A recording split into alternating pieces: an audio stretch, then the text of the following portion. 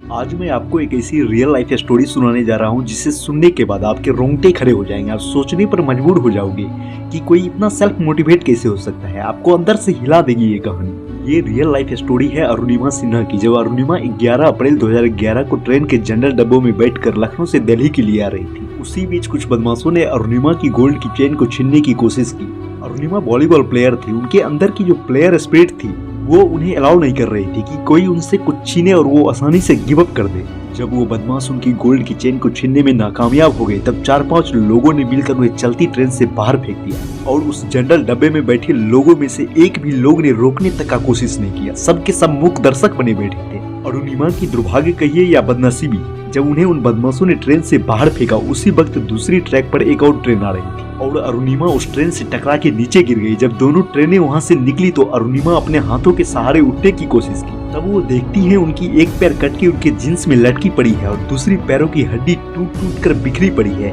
वो रोती रही, चिल्लाती रही, बिलखती रही, उन्हें कोई बचाने तक नहीं आया। रात भर उसी ट्रैक पर पड़ी रही और ट्रैक पर जो चूहे पड़े रहते हैं आकर उनके पैरों को कुतरता रहा। जब सुबह हुई गांव वालों ने देखा तो उन्हें उत्तर प्रदेश के बरेली डिस्ट्रिक्ट हॉस्पिटल में एडमिट कराया। उस हॉस्पिटल के डॉक्टर, फार्मासिस्ट सब आपस में बातें कर रहे थे। एडमिट तो करा लिया लेकिन हमारे पास ब्लड कहाँ है। अरुणिमा की आंखें तो बंद थी लेकिन वो सारी बातों को सुन रही थी। तो अरुणिमा ने डॉक्टरों को बोली, सर जब मैं अपने कटे पैरों के साथ रात भर उस ट्रैक पर रह गई वो बर्दाश्त कर लिया, अब तो आप मेरे अच्छे के लिए मेरे पैर काटोगे। अरुणिमा की इस बात को सुनने के बाद, इनके साहस को देखने के बाद सभी डॉक्टरों ने मिलकर ये डिसाइड किया कि हम लोग अपना अपना ब्लड अरुणिमा को देंगे। कभी कोई डॉक्टर अपना ब्लड किसी पेशेंट को नहीं देता लेकिन अरुणिमा की हिम्मत को देखकर, उनके साहस को देखकर डॉक्टर भी मजबूर हो गए और उन्होंने उनके लिए अपना अपना ब्लड दिया और उनके पैरों को अलग किया। उसके बाद वो 4 महीनों तक एम्स में भर्ती रही। जब वो थोड़ा बेटर फील करने लगी तो जब उन्होंने न्यूज़पेपर देखा तो उनके होश उड़ गए। तरह तरह के रूमर्स उड़ाए जा रहे थे। किसी न्यूज़पेपर ने छापा अरुणिमा के पास ट्रेन की टिकट नहीं थी तो वो ट्रेन से कूद गई। जब उनके घर वालों ने इन बातों का खंडन किया तो एक न्यूज़पेपर ने छापा अरुणिमा को सुसाइड करना था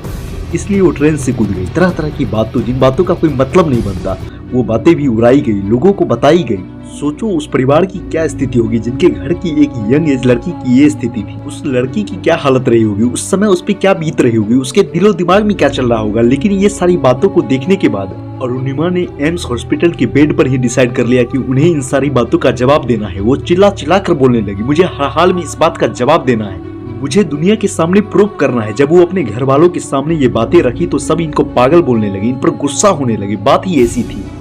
उन्होंने उस सिचुएशन में माउंटेनिंग करने की सोची। माउंटेनिंग बोलने में जितना आसान लग रहा है करने में उतना ही कठिन, लेकिन उनके जिद के सामने उनके घर वालों को भी झुकना पड़ा और इस लड़ाई में उनके बड़े भाई ने साथ दिया और उनके घर वालों ने। और उसके अलावा एक भी लोगों ने ये तक नहीं कहा अगर तुम्हारे अंदर हिम्मत है तो कुछ भी कर सकते हो। लेकिन अरुणिमा को एक मेंटर की जरूरत थी, एक सही गाइडेंस की जरूरत थी। तो वो बछेंद्री पाल से मिलने का सोची। वही बछेंद्री पाल जिन्होंने 1984 में माउंटेन पर फतेह की, become the first Indian women to reach the summit of mount Everest. जब बछेंद्री पाल से अरुणिमा मिली वो सारी बातें बताई, जो भी घटनाएं उनके साथ घटी और वो आगे क्या करना चाहती है वो भी बताई कि मैम मुझे एवरेस्ट समिट करना है, आप मुझे गाइड करें और आप मेरे मेंटर बनिए। ये सुनने के बाद बछेंद्री पाल मैम की आंखों में आंसू आ गए। अरुणिमा के घर वालों को छोड़कर बाहर की पहली ऐसी महिला थी, वो भी बछेंद्री पाल, जिन्होंने अरुणिमा को इंकरेज किया और बोली, अरुणिमा तुम एवरेस्ट फतेह कर चुकी हो, तुम अपने अंदर, अपने दिलो दिमाग में उस जगह को फतेह कर चुकी हो, बस तुम्हें दुनिया के लिए उस जगह को फतेह करना है। अरुणिमा खुद तो मोटिवेट थी ही। इस बात को सुनने के बाद उनकी जीत तो तभी पक्की हो गई थी जब वो प्रैक्टिस स्टार्ट की थी। जो काम किसी और को करने में 2 मिनट लगते थे वही काम अरुणिमा 3-3 घंटे में करती थी।